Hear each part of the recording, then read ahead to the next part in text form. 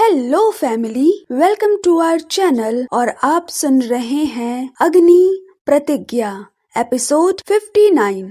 तो चलिए चलते हैं कहानी की ओर। प्रतिज्ञा को होश आ गया था और वो अपने वार्ड में बैठी हुई थी। शायद उसे होश आते ही इस बात का एहसास हो चुका था कि उसने अपने बच्चों को खो दिया है, इसलिए उसकी आंखों में इस वक्त कोई भी जज्बात नहीं थे, ना ही आंसू, ना ही तड़प और ना ही कोई एहसास। दादी ने भी प्रतिज्ञा से कुछ नहीं कहा। उसके होश में आते ही दादी बस प्रतिज्ञा के सामने ही बैठी थी। एक एक करके लोग आते और प्रतिज्ञा को दिलासा देकर चले जाते थे। सबके जाने के बाद प्रतिज्ञा अभी भी उसी तरीके से किसी बेजान गुड़िया की तरह बैठी हुई थी। उसकी नजर एक बार के लिए उठी जरूर थी, जो दरवाजे की तरफ ये देखने के लिए गई थी कि क्या अग्नि वहाँ है। लेकिन सबके बावजूद जब उसने अग्नि को नहीं देखा तो उसके दिल में एक टीस सी उठी और उसके चेहरे पर एक मजाकिया मुस्कान आ गई। पर यह मुस्कान बहुत हल्की थी। दादी देख नहीं पाई, लेकिन इस मुस्कान में व्यंग साफ था। लेकिन इस बार प्रतिज्ञा अपने ऊपर या फिर किसी के ऊपर नहीं हंस रही थी, वो अपने हालातों पर हंस रही थी।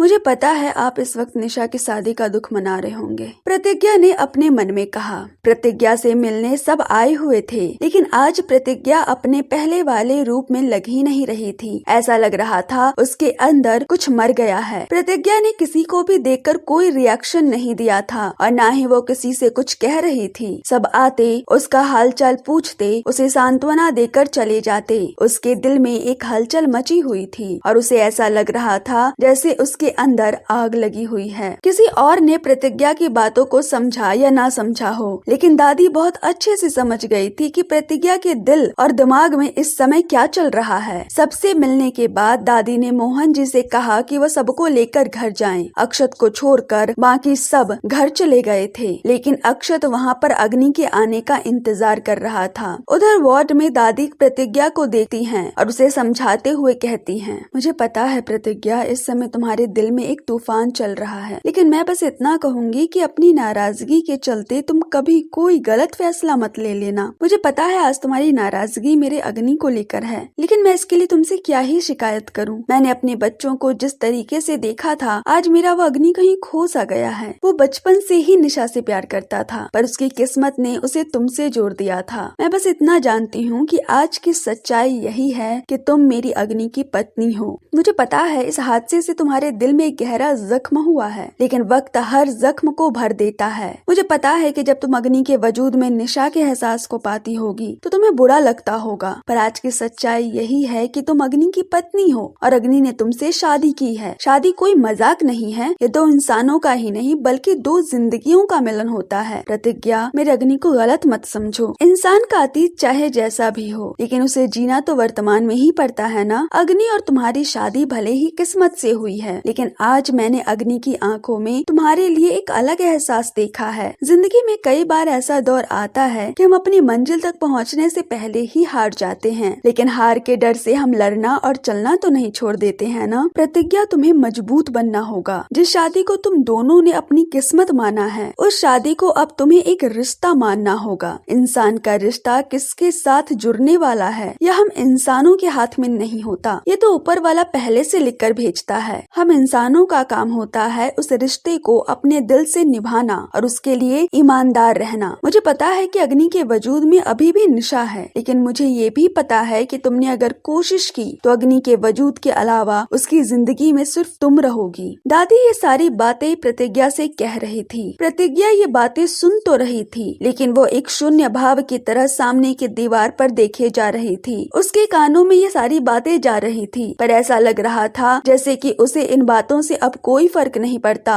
वहीं पर प्रतिज्ञा के वार्ड के दरवाजे पर अक्षत के साथ निशा खड़ी थी। निशा को जब प्रतिज्ञा के बारे में पता चला तो वो उससे मिले बिना रह नहीं पाई थी। हालांकि उसे प्रतिज्ञा की प्रेगनेंसी और मिसकैरेज के बारे में कुछ भी पता नहीं चला था। उसे बस इतना बताया गया था कि प्रतिज्ञा के साथ कोई हादसा हो गया है। लेकिन आज जब वो अस्पताल के दरवाजे पर खड़ी होकर दादी की बातें सुन रही थी तो कहीं न कहीं वो प्रतिज्ञा की हालत का जिम्मेदार खुद को मान रही थी। निशा की आंखों से आंसू बह रहे थे और वो खुद को एक गुनहगार की तरह महसूस कर रही थी। वो प्रतिज्ञा को देख रही थी। वो कुछ सुनना चाहती थी। वो चाहती थी कि प्रतिज्ञा उससे कुछ कहे, अपनी इस हालत के लिए उसे दोषी ठहराए ताकि वो प्रतिज्ञा से माफी मांग सके। लेकिन जो प्रतिज्ञा ने कहा उसे सुनने के बाद निशा का वहाँ खड़े रहना मुश्किल हो गया। दादी जी, आज एक पत्नी एक प्रेमिका से हार गई है। अग्नि जी ने यह साबित कर दिया है कि एक प्रेमिका की जगह कभी कोई पत्नी नहीं ले सकती। मैंने अग्नि जी के साथ अपनी किस्मत को मान लिया था। इसके साथ मैंने ये भी मान लिया कि उनकी जिंदगी में मेरे लिए कभी कोई जगह नहीं होगी। ये कहते हुए प्रतिज्ञा की आंखों से आंसू गिरने लगे थे, लेकिन निशा अपनी जगह पर लड़खड़ा गई। वो आगे जाने की हिम्मत ही नहीं कर पाई थी। उसने अपने कदम पीछे ले लिए। उसने अक्षत की तरफ अपना चेहरा घुमाकर कहा, जीजू, प्रतिज्ञा जब ठीक हो जाएगी तो मैं उससे मिलने घर पर आऊंगी। उसके बाद निशा वहाँ रुकी ही नहीं। वो तेज कदमों से वहाँ से निकल गई। निशा हॉस्पिटल के पार्किंग एरिया में पहुँचती है, लेकिन उसकी आंखों से आंसू अभी भी बह रहे थे। जैसे ही वो लिफ्ट से बाहर आती है, वैसे ही अग्नि की कार पार्किंग एरिया में दाखिल होती है। निशा के पैर अग्नि की गाड़ी को देखकर ठहर जाते हैं। अग्नि अपनी गाड़ी से बाहर निकलता है और अपने सामने निशा को देखता है। निशा और अग्नि इस वक्त एक दूसरे के आमने सामने थे। वहीं पार्किंग में थोड़ी ही दूर पर शुभ की गाड़ी भी खड़ी थी और वह निशा का इंतजार कर रहा था। लेकिन जब उसने निशा और अग्नि को आमने सामने देखा तो वो हैरान हो गया, पर उसने कुछ भी नहीं किया। वो शांति से वहीं पर खड़ा था। वो बस निशा के रिएक्शन का इंतजार कर रहा था। अग्नि के चेहरे पर हताशा थी और निशा के चेहरे पर निराशा। वो दोनों एक दूसरे के आमने सामने खड़े थे, पर ऐसा लग रहा था आज पहली बार एक दूसरे के सामने न दोस्त बनकर मिल रहे थे और न ही प्रेमी या प्रेमिका।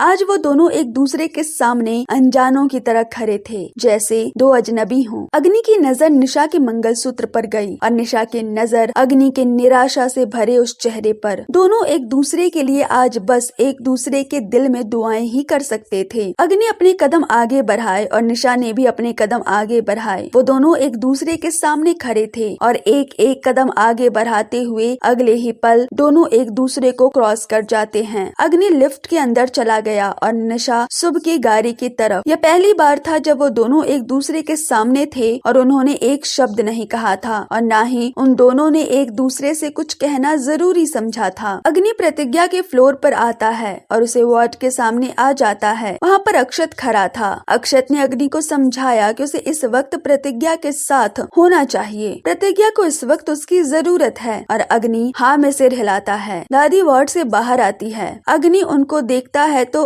अग्नि आगे बढ़कर दादी के गले लग जाता है। दादी ने अग्नि की पीठ पर हाथ रखकर सहलाते हुए कहा, अभी वो सो रही है, डॉक्टर अभी भी उसे इंजेक्शन देकर गए हैं, उठ जाएगी तब बात करना, फिलहाल उसके पास जा। अग्नि हाँ में सिर हिला देता है और अपने चेहरे को रुमाल से साफ करता है। वो प्रतिज्ञा के सामने ऐसे नहीं जाना चाहता था। अग्नि अक्षत से कहता है कि दादी को घर लेकर जाए। वो प्रतिज्ञा के साथ है और अब वो प्रतिज्ञा को छोड़कर कहीं नहीं जाएगा। अक्षत को दादी लेकर वहाँ से चला जाता है और अग्नि प्रतिज्ञा के वार्ड में जाता है। प्रतिज्ञा अभी भी गहरी नींद में गई थी। डॉक्टर ने उसे नींद का इंजेक्शन दिया क्योंकि प्रतिज्ञा को इस वक्त आराम की जरूरत थी। वो भले ही होश में आ गई थी, लेकिन फिर भी वो बहुत ज्यादा कमजोर थी। अग्नि धीरे से चलकर प्रतिज्ञा के पास आता है और उसके पास रखे स्टूल पर बैठ जाता है। वो प्रतिज्ञा के हाथों को देखता है और अगले ही पल अग्नि ने प्रतिज्ञा के हाथों को अपने हाथों में थाम लिया था। वो प्रतिज्ञा के उस मुरझाए हुए चेहरे को देखने लगता है। न चाहते हुए भी अग्नि की आंखों से आंसू बहने लगे थे। उसने प्रतिज्ञा को देखते हुए कहा, मैं जानता हूँ कि मैंने गलती की है, पर इसमें तुम्हारी भी तो गलती है। जब मैं पहली बार लड़खड़ाया था तभी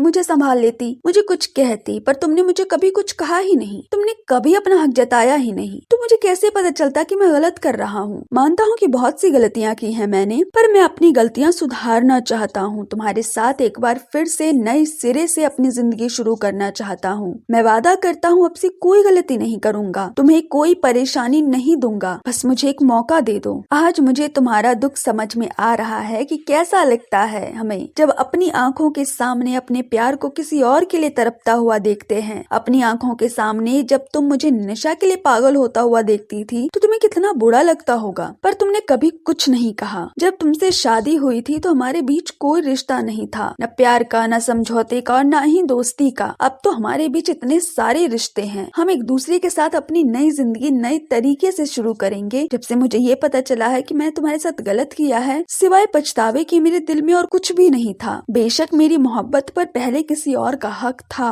लेकिन अब तुम मेरी किस्मत हो और मैं अपनी किस्मत के साथ कोई समझौता नहीं करूंगा। अब मैं हमारे बीच किसी और को नहीं आने दूंगा। न मेरा गुजरा हुआ कल आएगा और न ही हमारे बीच कोई तीसरा आएगा। आज के बाद मैं अपने पति होने के सारे हक जताऊंगा और तुमसे तुम्हारी पत्नी होने के सारे हक लूंगा। चाहे तो तुम मुझसे नाराज हो लो या फिर मुझसे कुछ भी कह लो। आज से अग्नि सबरवाल ने तुम्हारे साथ सही मायने में अपने रिश्ते की शुरुआत की है। न जाने कब तक अग्नि यूं ही प्रतिज्ञा का हाथ थामे उससे इसी तरीके से बात कर रहा था। एक लंबी नींद के बाद जब प्रतिज्ञा की आंखें फरफराती हैं और वो नींद से जाग रही होती है तो अग्नि के चेहरे की खुशी देखते बन रही थी। प्रतिज्ञा सो रही थी और अग्नि ने उसे अपना फैसला सुना दिया था। अब अग्नि को इस बात की बिल्कुल भी परवाह नहीं थी कि कोई उसके फैसले को मानता है या नहीं मानता। अग्नि अपना फैसला खुद मानेगा और प्रतिज्ञा को भी उसका फैसला मानना होगा। अग्नि ने सोच लिया था कि अब उसे प्रतिज्ञा को कैसे संभालना है। उसे बस प्रतिज्ञा की जिंदगी को नॉर्मल करना है और उसे वो सारी खुशियाँ देनी है जिस पर उसका हक है। इसके लिए अग्नि को जो करना पड़े वो करेगा, लेकिन अब वह प्रतिज्ञा को कभी दुखी नहीं होने देगा। धीरे धीरे प्रतिज्ञा की आंखें फरफराती हैं और वो धीरे धीरे अपनी आंखें खोलने लगती है कि नींद से ओझल आंखें खुलती हैं तो अपनी आंखों के सामने वो अग्नि का मुस्कुराता हुआ चेहरा देखती है। अग्नि को देखकर न जाने क्यों प्रतिज्ञा के दिल में एक संतोष की भावना जन्म लेती है, लेकिन अगले ही पल जब उसे यह एहसास होता है कि वह अस्पताल में क्यों है, इसी के साथ प्रतिज्ञा की आंखों के कोने से आंसुओं की बूंद आ जाती है। अग्नि इस वक्त प्रतिज्ञा को ही देख रहा था और वो उसकी हालत अच्छी तरह से समझ रहा था। प्रतिज्ञा की नजरों में अनगिनत शिकायतें थीं और अग्नि वो शिकायतें का सामना नहीं कर पा रहा था। उसने तुरंत अपना चेहरा दूसरी तरफ फेर लिया था। डॉक्टर पारुल प्रतिज्ञा के केबिन में आती हैं और उसे चेक करती हैं। डॉक्टर पारुल अग्नि से कहती हैं कि प्रतिज्ञा अब ठीक है और चाहे तो कल सुबह को घर भी जा सकती है। प्रतिज्ञा नींद से तो जाग गई थी, लेकिन उसने अग्नि से कोई बात नहीं की। रात का खाना भी अग्नि और प्रतिज्ञा ने वार्ड में ही खाया था। अग्नि और प्रतिज्ञा के लिए अलग अलग खाना भेजा गया था। प्रतिज्ञा के लिए बिल्कुल सादा बिना मसाले वाला खाना था, पर अग्नि के लिए सब्जी रोटी भेजी गई थी। अग्नि ने मुश्किल से आधी रोटी खाई थी और बाकी सारा खाना उसने वापस भेज दिया था,